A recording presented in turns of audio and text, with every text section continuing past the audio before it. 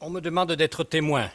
J'essaierai en quelque sorte de vous rapporter quelque chose d'une expérience juridique, d'un cadre juridique général italien et valdotin, ce qui, me paraît-il, est intéressant, tant du point de vue des origines communes, puisque nous avons dans les communs une histoire, une tradition qui nous est totalement commune et partagée. Nous avons vécu pendant des siècles dans le même bain juridique au point de vue du droit coutumier, au point de vue de l'évolution des institutions qui ont fait grandir, mûrir nos communautés montagnardes. Ce n'est que dans les 2 derniers siècles, finalement, que les 2 chemins se sont séparés par des expériences quelque peu différentes, mais qui ont néanmoins pas mal de points en commun. Qu'il me soit permis, au passage, de vous remercier de m'offrir cette belle opportunité. C'est revenir aux sources, c'est revenir dans notre ancienne capitale, c'est aussi cela a quelque chose d'amusant, mais c'est la réalité historique. Nous avons vécu sous le même toit pendant 7 siècles et pendant au moins 4, je parle sous réserve d'être corrigé par Bruno Berthier, nous avons fait partie de la même famille politique. Et quelque chose dans les fibres est resté. Nous avons des problèmes communs. Nous avons des problèmes communs qui tiennent au milieu rural. Et le milieu rural a peut-être vécu et décrit sous plusieurs perspectives. Virgile a écrit 2 livres au sujet du milieu rural. Il a écrit les bucoliques dans lesquels il chante, évidemment, la beauté et la nostalgie aussi du territoire. Si vous m'aviez invité pour un événement qui avait ce caractère, je n'aurais pas hésité à accepter l'invitation, mais je serais venu avec moins d'enthousiasme. Par contre, le registre d'aujourd'hui me paraît être plutôt celui des géorgiques, qui sont aussi un champ du territoire rural, mais dans la nécessité de trouver les réponses, les techniques nouvelles, les institutions, dans notre cas, qui peuvent nous aider à vivre la campagne, à vivre la montagne en particulier, de la façon la plus appropriée. Voilà donc que cette idée de ne pas regarder en arrière, comme c'est souvent le cas dans les colloques scientifiques qui tiennent aux biens communs, aux ruraux, mais de regarder en avant à la perspective de la renaissance, et je crois personnellement dans la renaissance de ces institutions sociales, plus que ces institutions propriétaires, de ces institutions sociales pour notre devenir, cela me fait respirer un air d'optimisme et me fait comprendre qu'il y a moyen de faire un bon bout de chemin ensemble. Je n'aurai d'abord en prémisse que 2 choses à vous dire. Méfiez-vous toujours quand les juristes, en particulier les professeurs des universités, vous disent qu'ils n'ont que 2 choses à dire.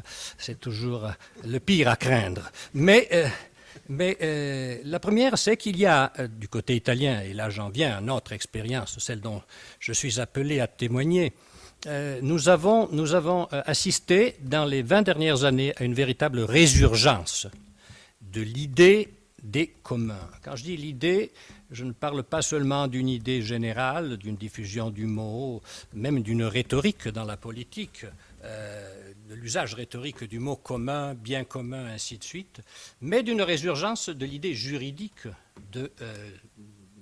du commun. Une redécouverte qui est dogmatique, qui appartient au milieu scientifique, qui est également témoignée par de la législation, par des prononcements populaires, un référendum, dont je vais vous dire un mot, et plus tard, et dans ces toutes dernières années aussi, par une reconquête véritable, officielle, formelle, de la part des communs ruraux d'une place de premier choix dans la législation nationale.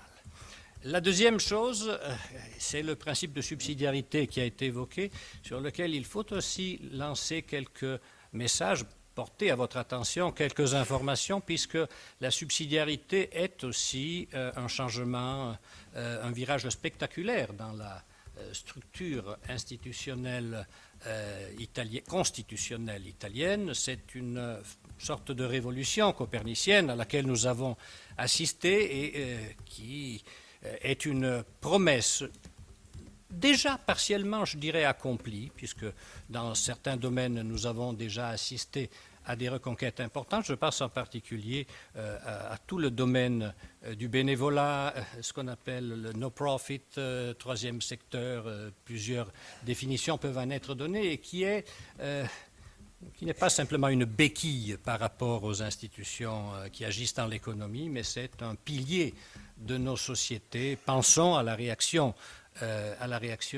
difficile à la pandémie de ces 2 dernières années et pensons au fait que c'est grâce à ces institutions, à ce bénévolat, à cette solidarité, à cette mutualité répandue et parfois silencieuse que nous avons pu tenir bon.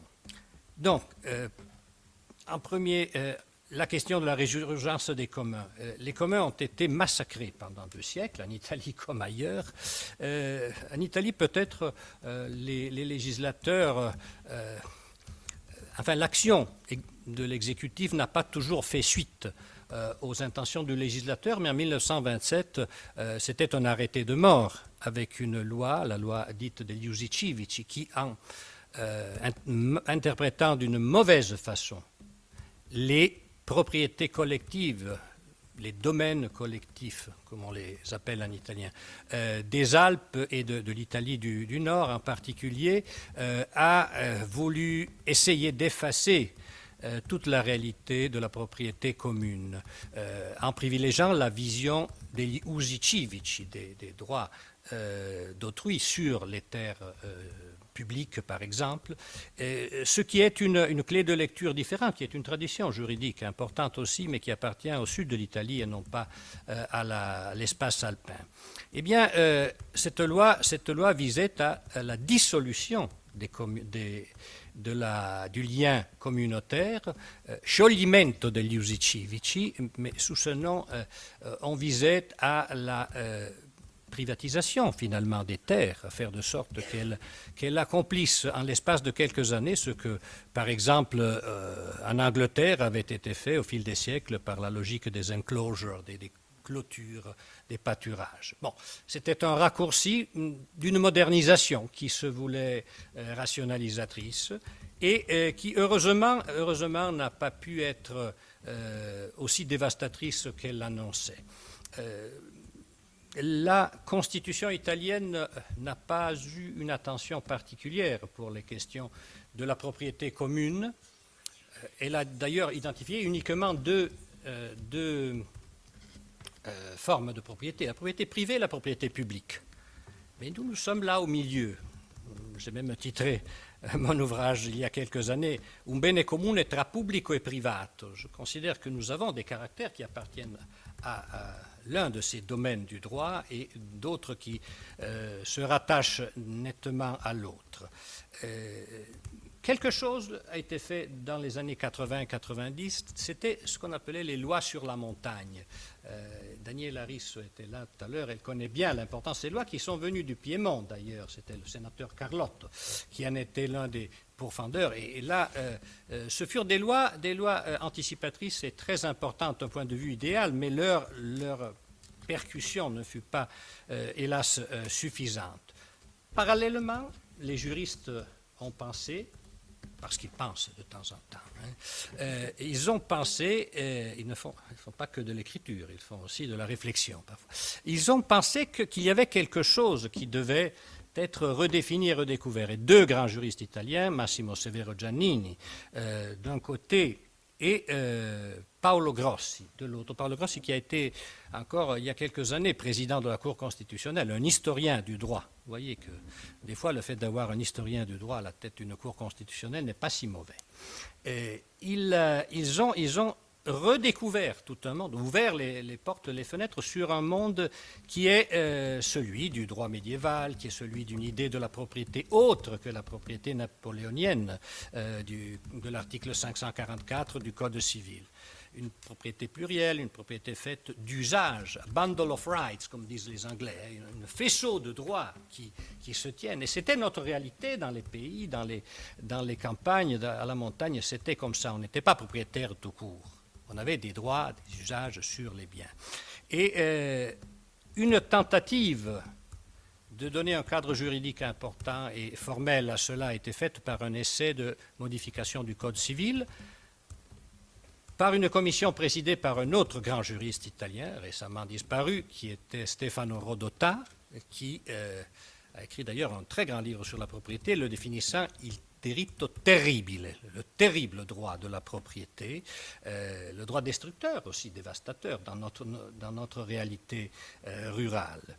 Et ce projet de loi, fort intéressant, n'eut pas de conséquences directes, si ce n'est celle de favoriser une sorte de réveil qui s'est traduit par une initiative inattendue et spectaculaire. En 2011, le succès du référendum pour l'eau publique, ou, comme cela est plus et mieux connu en Italie, per l'acqua bene comune. L'idée que l'eau n'est pas uniquement de propriété publique, cela était déjà bien clair et formel, mais qu'elle devait être un bien commun et donc utilisée d'une certaine façon et qu'il ne fallait pas laisser les grandes sociétés multinationales mettre la patte sur tout le système de distribution, gestion, assainissement des eaux. Le vote à 90 et quelques pourcents pour le maintien d'un caractère public des services dans le domaine de l'eau a marqué quand même un point très important de ce processus de réveil et a aussi indirectement ouvert la voie à une loi dont nous allons parler puisqu'elle concerne la terre, le foncier, ce qui est le thème d'aujourd'hui, qui est la loi 168 de 2017. Je m'arrête là pour l'instant pour ouvrir le deuxième chapitre et nous reviendrons sur cette loi qui est fort intéressante et peut-être aussi un modèle, un exemple, quelque chose à prendre en considération pour une éventuelle revisitation de la législation française. Le principe de subsidiarité. L'idée apparemment est très simple. Tout ce qui peut être fait en haut, tout ce qui peut être fait en bas doit être fait en bas dans les institutions les plus proches du citoyen et ne doit pas être confié à la tâche, à la compétence et au pouvoir des autorités supérieures. Oui, aux 50%, puisque ça c'est la subsidiarité dite verticale, alors qu'il y a une autre forme de subsidiarité qui nous intéresse beaucoup aujourd'hui, qui est la subsidiarité horizontale. Donc ce que peut faire la société civile sans l'intervention directe, organisatrice et régulatrice des pouvoirs publics, elle doit non seulement pouvoir le faire, elle doit être, c'est ça le mot-clé qui est utilisé à l'article 118, quatrième alinéa de la Constitution, elle doit être favorisée. Alors les institutions, au lieu de s'emparer de ces questions, qu'elles soient d'éducation, qu'elles soient de services sociaux, qu'elles soient de propriété foncière, elles doivent favoriser les particuliers, et en particulier parmi les particuliers, les communautés qui doivent pouvoir s'organiser d'elles-mêmes. Cela théoriquement marche très bien, encore faut-il le traduire dans une réalité. Il y a une grande tradition en Italie, ça remonte à la doctrine sociale de l'Église, ça remonte donc à une vision, si l'on veut, idéologique particulière, mais c'est quelque chose qui aujourd'hui a de grandes possibilités d'exercer un rôle moteur dans la transformation. Le droit administratif italien, je me réjouis que l'on efface aujourd'hui ce titre de professeur de droit administratif, non seulement parce que je ne le suis pas, mais parce que je ne voudrais pas parler du droit administratif, ou si vraiment je suis obligé de parler du droit administratif, j'en parlerai plutôt mal, puisque c'est la vision d'un pouvoir ordinateur et régulateur dans la vie citoyenne, parfois parfois un peu trop prononcée. Et je m'arrêterai là. Il y a eu à ce sujet certaines expériences fort intéressantes en Italie, par exemple de la part des communes, l'adoption de règlements pour la gestion des communs urbains. La possibilité de récupérer des terrains, des espaces abandonnés, de faire des activités dans lesquelles la commune décide comment elle intervient, comment elle transfère des fonds, elle donne un soutien technique, etc. Mais elle ne fait pas elle-même le boulot. Ça, c'est l'idée géniale. Et plusieurs centaines de communes italiennes, à partir de la commune de Bologne, qui a été le porte-flambeau de cette belle marche des communes vers la réappropriation du commun, plusieurs centaines de communes disposent aujourd'hui déjà de ces instruments et agissent en quelque sorte selon cette logique. Il y a eu aussi des formes de autogestion des communs, très prononcés, même très conflictuels. Je pense à l'occupation du Teatro Valle à Rome, je pense tout près de chez nous, dans l'autre capitale, dans la deuxième capitale qui est Turin, l'occupation et la gestion de la Cavallerizza, donc du centre équestre des écuries royales de Turin.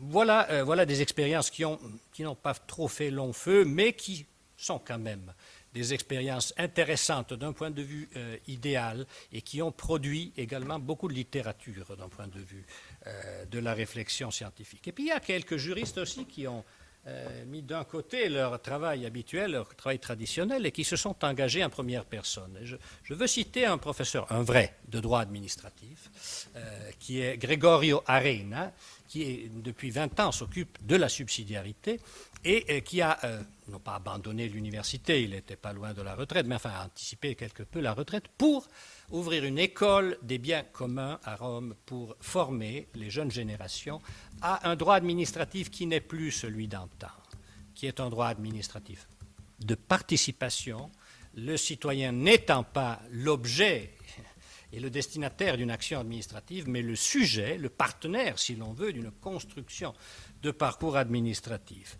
L'idée des pactes de collaboration, un instrument qui n'est pas encore connu, pas encore répandu dans le droit, mais qui est déjà légalisé par les règlements communaux que j'évoquais tout à l'heure, est un exemple de cela. On ne doit pas nécessairement réglementer la vie des gens, on peut fédérer les gens entre eux et avec l'administration pour atteindre certains résultats. De la théorie, si l'on veut, à la pratique. Tu as eu la gentillesse d'évoquer deux aspects dans le titre de cette petite intervention. La loi nationale 168 de 2017, la Legge sui domini collettivi, une loi nationale, une loi de principe, une loi d'application de principes constitutionnels.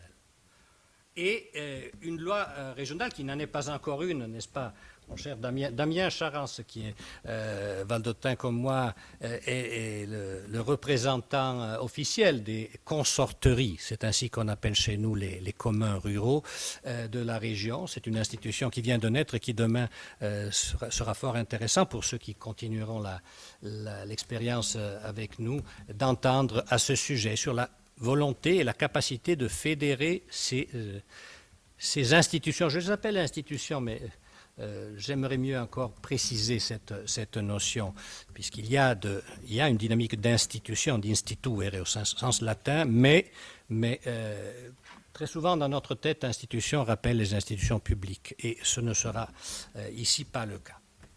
Donc, pour ce qui est de la loi nationale, qui est une loi d'application de certains principes de la Constitution, dont le principe de soutien à la montagne, la Constitution italienne le prévoit, soutien au territoire de montagne, dont le principe de la possibilité pour les communautés des usagers de se voir reconnaître un espace d'accès à la propriété. C'était fait dans l'idée des nationalisations de l'après-guerre. Mais ça tombe bien. Des fois, le législateur écrit des choses sans savoir exactement où elles vont arriver. Mais dans ce cas-là, Stefano Rodotà en particulier a eu l'idée géniale d'utiliser. Ça peut servir Alors, il s'est emparé de cette notion et il a construit là-dessus une théorisation du commun qui est remarquable.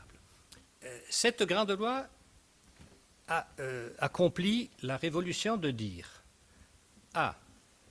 les communs, domini collettivi, existent depuis toujours, enfin depuis des siècles. Nous n'avons qu'à reconnaître leur existence. Ils ont été réglés dans le temps par un droit antérieur. Ce droit vit toujours. Ils ont été considérés comme des collectivités locales, en quelque sorte. Ce que notre région, j'y viendrai tout à l'heure, a fait il y a 50 ans en disant ce sont des collectivités locales. Non, ce sont des collectivités privées. Privées dans le sens qu'elles règle l'espace juridique dans lequel se reconnaît une communauté qui n'est pas la communauté politique égalitaire, mais qui est un ensemble de personnes liées au territoire par une exigence commune de solidarité et d'exploitation, d'utilisation de ces biens. Et cela s'est fait pendant des siècles. Elinor Ostrom, qui a été la première femme qui a reçu un prix Nobel pour l'économie, ce n'est pas un hasard qu'elle ait eu en écrivant et en théorisant la façon dont les communs peuvent résister pendant des siècles alors que les États et les institutions politiques disparaissent et sombrent. Eh bien, cette idée que les collectivités communes ne sont pas des entités publiques, et là je vois toute une différence, tout un monde de différence entre votre expérience, l'expérience qui est la nôtre d'avant, et celle qui sera, qui devient aujourd'hui, et qui est dans la jurisprudence de ces dernières années, celle italienne, j'en mesure l'ampleur de cette différence, mais je considère qu'il est extrêmement intéressant d'exploiter ce potentiel.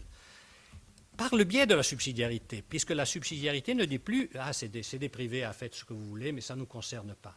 Non, non. La subsidiarité dit « Ah, vous existez, vous avez cette façon. Je suis tenu à vous soutenir.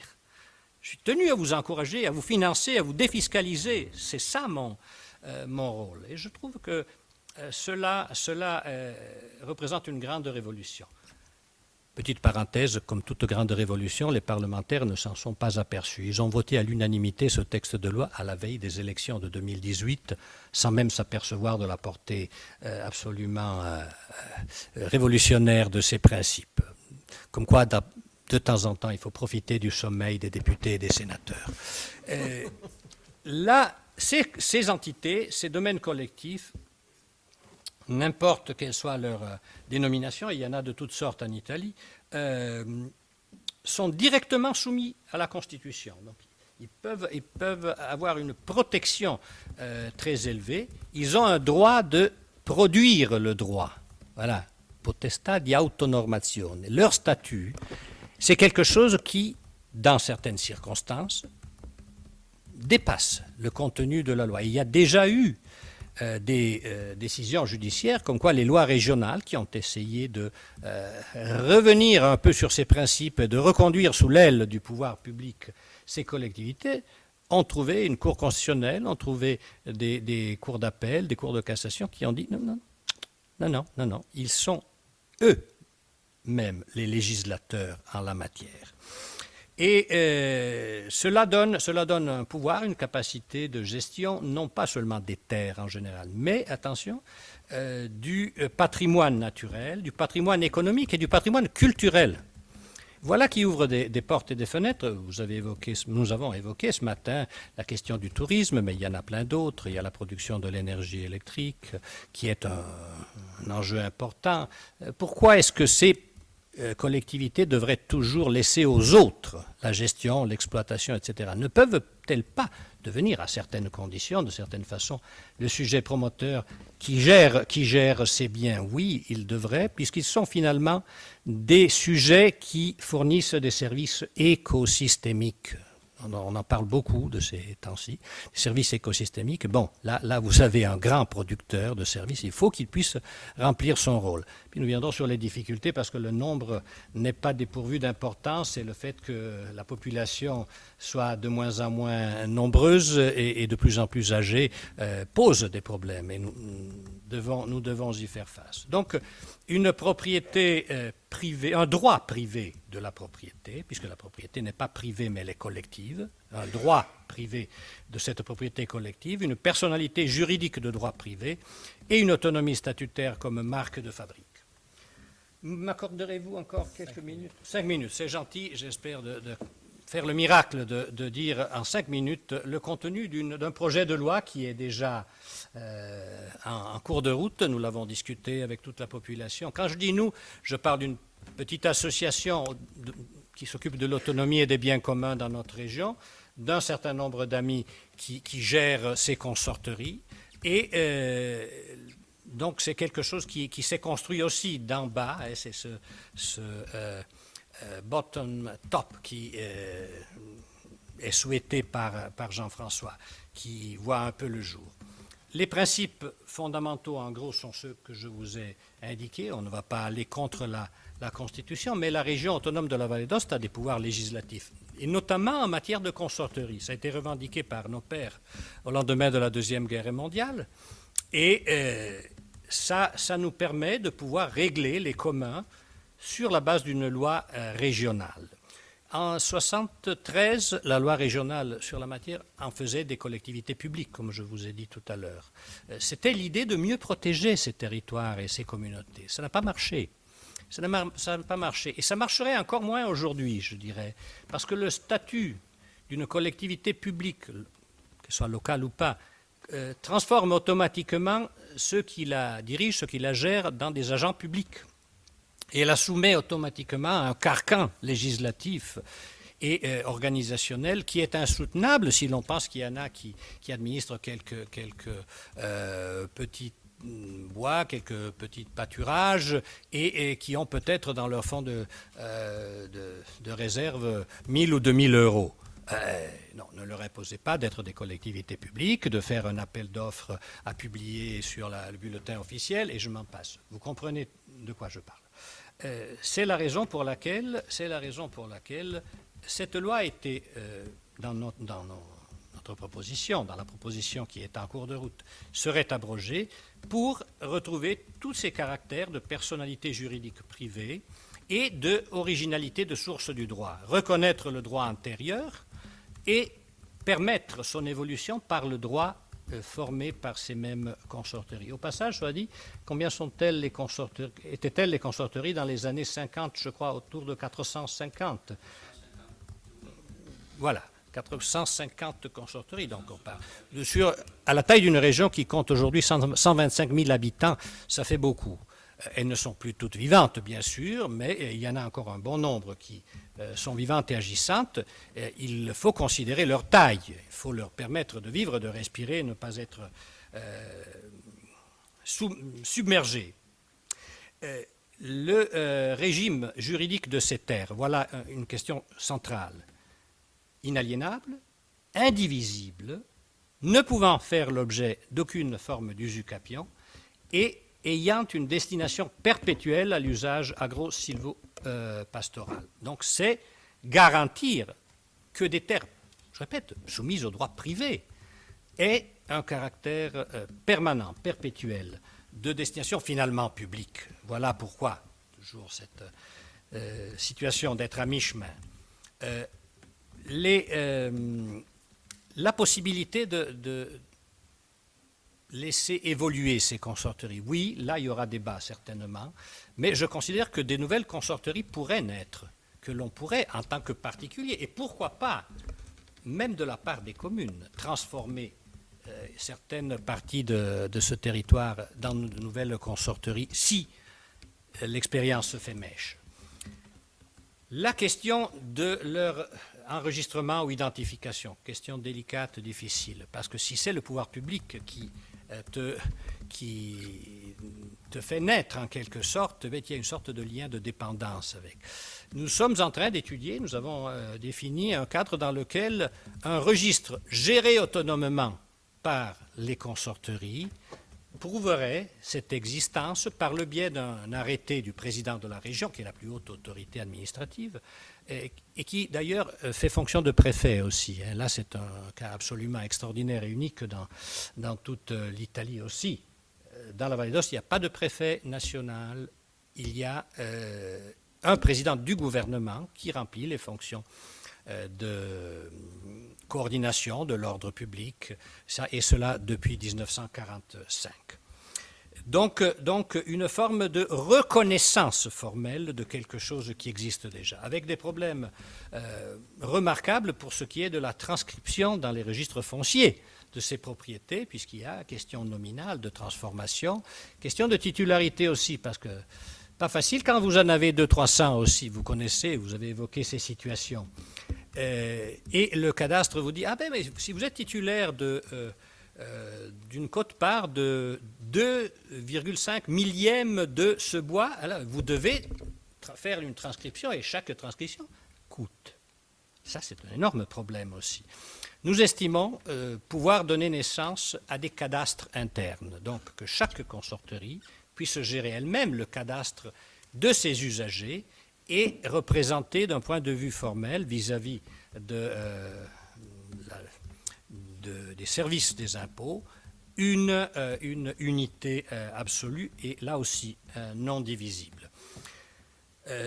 La question du règlement des différends. J'essaie aussi, en expliquant les choses, de répondre un peu à tes questions. Oui, en effet, tu as bien trouvé la voie, c'est la médiation.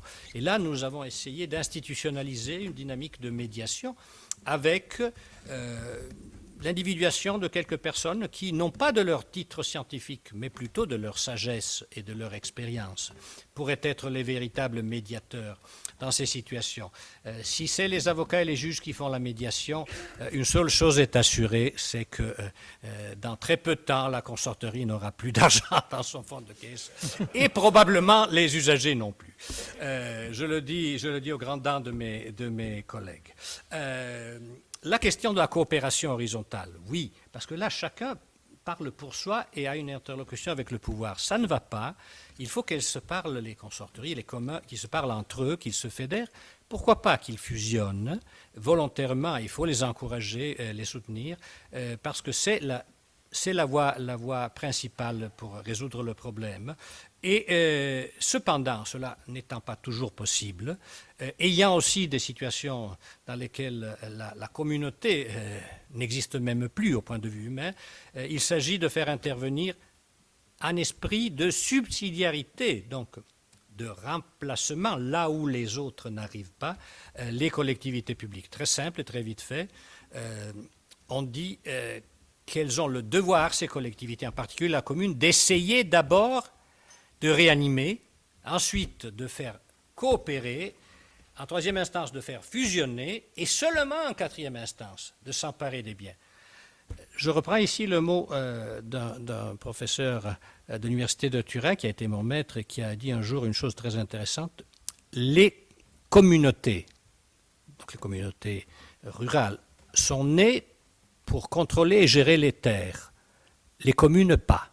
Les communes ont été, au fil des siècles, parmi les plus grands adversaires du commun. Il faut bien le remarquer. Je l'ai observé surtout du côté italien, mais j'en ai eu quelques traces aussi dans d'autres systèmes juridiques. Les communes, en tant que collectivités publiques, ont une tendance à gérer d'une façon haute, certainement rationnelle, etc., mais pas toujours, les biens et les terres. Mais les retombées bénéfiques ne sont pas toujours liées à la communauté locale. C'est ça mon expérience, en tout cas. La région qui serait en quelque sorte comme l'État chez vous, puisque c'est le pouvoir supérieur, intervient, oui, elle intervient là où les communes n'ont pas fait le boulot. Et c'est encore une fois l'esprit et la logique de la subsidiarité. Le dernier mot, je le garde pour le futur. Next Generation EU, tout le plan national de résilience et de reprise, une quantité d'argent monstrueuse va déferler, surtout sur l'Italie d'ailleurs, parce qu'elle est le principal bénéficiaire en Europe, mais aussi sur d'autres pays. Et Emmanuel Macron, la France ont été en tête du cortège pour réclamer ces mesures. Et je suis allé voir là-dedans. Est-ce qu'il y a quelque chose pour faire de sorte que ce petit joyau, cette machine des communs revive et elle donne des perspectives de futur, etc. Le mot n'est même pas inscrit dans un document de 180 pages. On parle à quelques endroits des biens publics, mais là, évidemment, c'est autre chose qui est en discussion.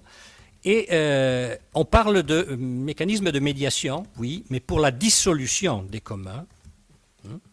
Et on parle enfin, on utilise un mot qui en italien exalte quelques-uns et provoque pas mal de frustration dans les autres, et c'est valorizzazione, mettre en valeur. La plupart d'entre vous imaginera que c'est faire fructifier, etc. Vous le traduirez encore et toujours par privatiser. Et cela ouvre des perspectives différentes et qui sont aussi un peu inquiétantes pour notre futur et pour le futur de nos communs. Merci, j'ai abusé de votre temps, mais le grand témoin avait besoin d'un temps assez large. Merci beaucoup.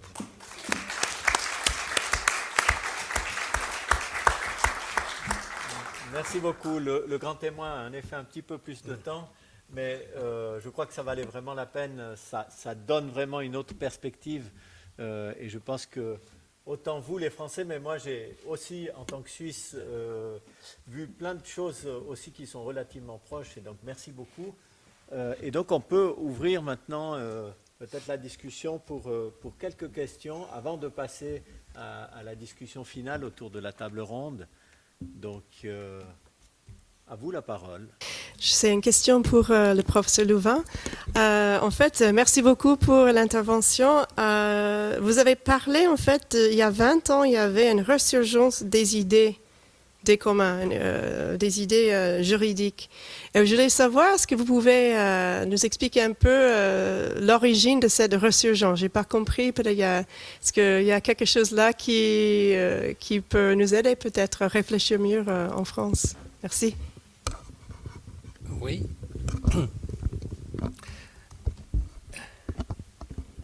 Dans les années 70, à l'intérieur des milieux savants, disons, du droit en Italie, on a commencé à s'interroger sur l'idée de la propriété en tant qu'idée unitaire, et on s'est demandé s'il fallait toujours considérer ce principe comme étant intangible. Et beaucoup ont commencé à remarquer que les limitations qui s'imposaient sur la propriété finissaient par dénaturer cette même propriété. Limitation au titre de limitation de droit de construire, par exemple, d'utilisation des sols. C'était une réflexion qui avait été provoquée surtout par la législation nationale en matière de cosiddetti vincoli, donc la limitation pour des raisons hydrogéologiques, pour des raisons de beauté naturelle, ainsi de suite. Et d'autre part, le feu couvre toujours un peu sous la cendre. Les communs continuent à exister. Si vous allez, et peut-être vous vous intéresserez un peu à la ville de Cortina, où vont avoir lieu les Jeux olympiques d'ici quelques années. C'est dans la région de la Vénétie, tout près du Trentin au Adige, mais c'est du côté de la Vénétie. Là, les vallées sont de grandes vallées productrices de bois. Il y a une très grande richesse. Et depuis 5 siècles, elles s'organisent, elles gèrent les magnifiques comunità de la Val di Fiemme, etc. Donc, et l'on se demandait, mais ces réalités existent toujours d'une propriété qui n'est pas individuelle et qui n'est pas publique, mais qui est une propriété qui a des caractères tout à fait spéciaux. Et donc, ces deux aspects, la limitation par voie administrative de la propriété privée et le constat de la persistance de ces situations a fait de sorte que l'on a commencé à s'interroger. Et là, les magistrats aussi se sont interrogés sur les droits et sur les devoirs que nous avons par rapport à la propriété. Il y a eu, par exemple, en 2011, c'est un peu plus tard, mais c'est toujours dans la foulée de cette situation, que l'on s'est interrogé sur certaines vallées de pêche dans la région de la Vénétie, par exemple. Et un grand débat avait eu lieu sur la titularité publique ou privée de certains espaces géographiques, en particulier de ces vallées de pêche. Et la conclusion de la Cour de cassation a été particulièrement intéressante. Et peu importe, ça ne m'intéresse pas que ce soit des terres publiques ou privées. L'important, c'est la fonction, c'est les droits de pêche qui sont exercés sur les lieux. Et là, en quelque sorte, dans un cas concret, cela, en général, nous qui étudions le droit avons toujours l'habitude d'enseigner que ça se passe uniquement chez les Anglais, dans le common law, etc. En réalité, ça se passe ici, chez nous aussi. Seulement, on n'a pas l'habitude de trop éclairer ces situations. Mais là, ils ont dit, mais ce qui compte, c'est la fonction, c'est le droit qu'ont ces communautés de travailler là-dessus. Donc l'idée que autour d'un bien territorial, d'une propriété foncière, il y a une communauté et que cette communauté a, par rapport à ce bien, des droits d'utilisation et des devoirs de conservation, est une idée qui est avancée progressivement. Et le succès indéniable des idées d'Elinor Ostrom, par exemple, n'a fait que porter encore de bois à ce feu pour dire, bon, voyez, c'est pas banal, c'est pas quelque chose qui a disparu, c'est quelque chose qui peut renaître. Et donc, en mettant ensemble, faisant un peu de bricolage de ces différents morceaux, nous avons assisté à une véritable révolution juridique. Une partie des juristes continuent de contester l'existence même d'une idée juridique de propriété commune. Mais personnellement, et je ne suis pas le seul à le faire, nous considérons que dans les faits, ça existe déjà.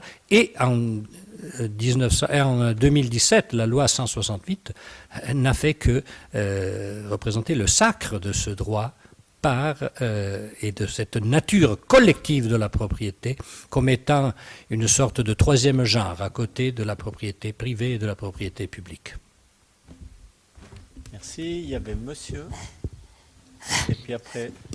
La question, professeur Louvet. En droit français, le citoyen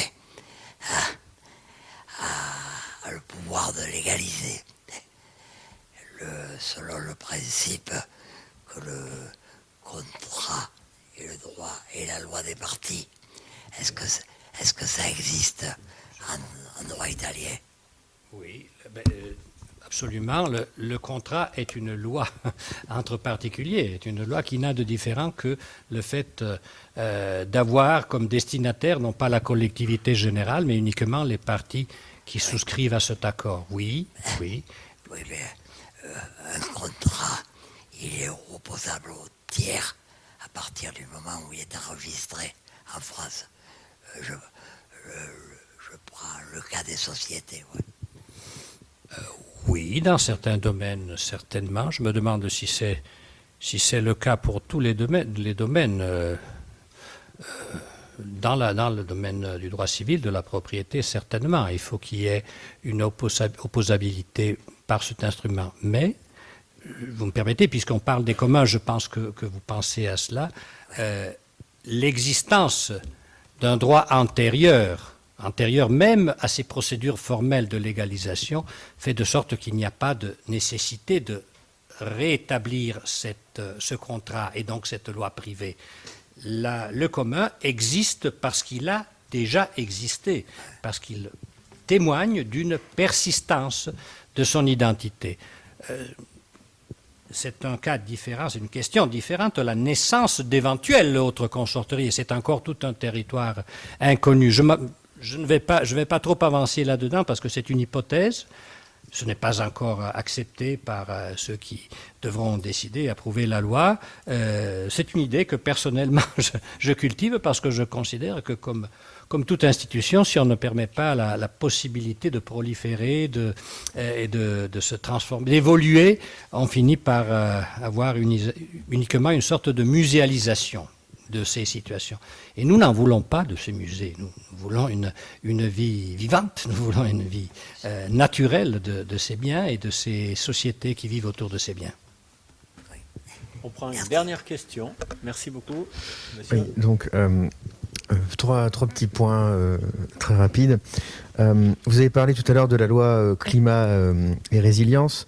Moi, j'avais noté dans cette loi la possibilité de mettre en place des communautés d'énergie renouvelable qui pourraient peut-être éventuellement repenser l'aménagement foncier par une nouvelle forme de propriété collective. Donc, comme quoi cette loi n'est peut-être pas si... elle permettrait de repenser certaines formes de commun à terme. Une autre question sur le principe de subsidiarité horizontale à la française. S'il est intégré en France, est-ce que vous ne pensez pas que la victoire et la puissance conceptuelle de la concession, de la délégation de services publics à la française, comme forme de partenariat public-privé, mais sous-entendu privé-entreprise, et non pas privé-activité citoyenne, serait vraiment... hostile à toute forme d'alternative à des formes de partenariat entre le public et le commun, par exemple. Et ne trouveriez-vous pas qu'en France, on pourrait imaginer un droit, l'émergence d'un droit à la contribution à une œuvre commune? J'avais parlé tout à l'heure de l'obligation réelle environnementale, mais effectivement, il y a aussi... dans le rapport sur l'échelle de la communalité qui a été rendu au début de l'été, la volonté d'étendre cette obligation réelle à d'autres sphères, comme les sphères sociales et culturelles, qui pourraient être aussi intéressants en renouvellement du concept d'implication citoyenne à la vie démocratique. Voilà, je vous remercie. C'est très franco-français. Donc, ça t'appartient. Ça t'appartient. On a 10 secondes. Oui, bon. Sur les DSP, oui, mais de manière générale, les idées qu'on propose ne vont pas être accueillies à bras ouverts par beaucoup des personnes qui défendent certaines conceptions de notre droit. Mais en même temps, je crois qu'il y a aussi à faire évoluer les choses. Elles évolueront lentement, mais elles doivent évoluer. Donc oui, pour les DSP, sans doute, il y aura une hostilité de principe. Mais on n'est pas sur les mêmes échelles. On ne parle pas d'échelle, on ne parle pas de gérer des réseaux d'énergie, pour l'ensemble d'une ville. On est quand même sur des échelles d'action plus petites. Et donc, il y a la place, à mon avis, pour toute forme de collaboration.